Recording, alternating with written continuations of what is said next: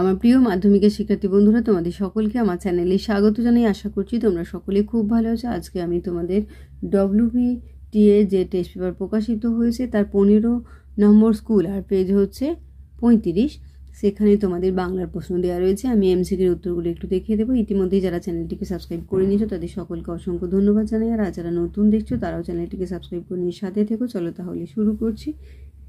একে সঠিক উত্তরটি নির্বাচন করো। 1.1 জগদীশবাবুর সম্পত্তির পরিমাণ ছিল কয়টা? 11 লক্ষ টাকা। 1.2 তেওয়ারি বর্মন আজ দেখতে যে স্থানে গিয়েছিল তার নাম কয়টা? ফয়া। 1.3 যে ছেলেটি অমৃতকে কুস্তি লড়তে ডেকেছিল তার নাম ক্ষয়ের কালিয়া। 1.4 আয় আরো বেঁধে বেঁধে থাকি কবিতাটি রচনা করেছেন ক্ষয়ের শঙ্খ ঘোষ। 1.5 দিগম্বরে জটায় হাসে, এটা হবে ক্ষয়েরটা শিশু চাঁদের কর। 1.6 তরায় আমি আসিব ফিরিয়া কল্যাণী, এখানে কল্যাণী হলেন ক্ষয়টা প্রমীলা।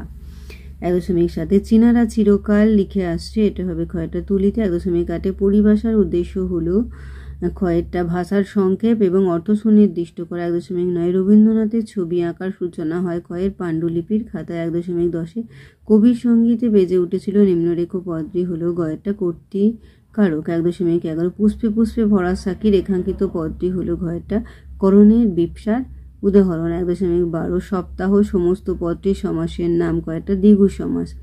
1.13 যে সব পদের সমন্বয়ে সমাসবদ্ধ পদটি গড়ে ওঠে তাকে বলে, এটা হবে ঘয়টা সমাসমান পদ।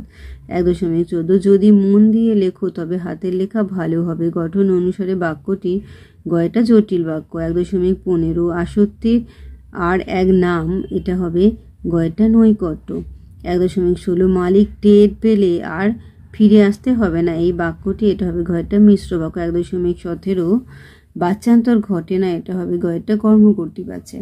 তাহলে আমার প্রিয় মাধ্যমিকের শিক্ষার্থী বন্ধুরা, আজকে তোমাদের আমি WBTA টেস্ট পেপারের 35 পাতাতে যে 15 নম্বর স্কুল রয়েছে সেখানে তোমাদের বাংলার প্রশ্ন থেকে আমি MCQর উত্তরগুলো দেখিয়ে দিলাম। আশা করছি সকলেই বুঝতে পেরেছো। ভিডিওটি দেখার জন্য তোমাদের সকলকে অসংখ্য ধন্যবাদ জানাই।